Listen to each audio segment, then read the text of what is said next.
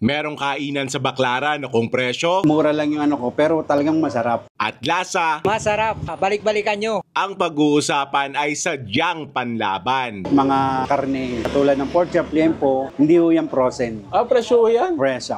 Kaya naman mahigit 25 years na aring tapsihan. Talagang puntahan ng mga locals at dine sa ating Baclaran food crawl ay Pengski, tapsihan yan. Ang daming pagpipilian, may mga tatak, ang mga bestsellers sila. Ano gang unahin natin din? Siyempre, yung tapsi muna. Yan, ari kay Aisha, pero titimusan muna natin. Yan, sorry daw ay beef, samahan na rin natin ng kanin. First bite, thank you Lord! Okay. Yung tapa niya, may konting tamis, may konting alat din. Not too peppery. Tapos ano siya, hindi siya sobrang lambot, pero hindi naman siya sobrang tigas. Para siyang may konting jerky feel, pero yung beef jerky na sobrang lambot na. Nice pork chop, mukhang malambot, nice color. Okay. Wow. Yung pork chop na, no, na malambot, tapos masarap isaw-saw sa pollo mansi uli.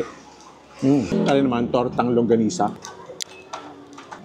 Yung longganisa niya, yung sweet kind. Kaya siguro hindi ketchup ang gagamitin ko din eh. Ari ding pollo mansi. Ay siya, tigme kung napapaibig!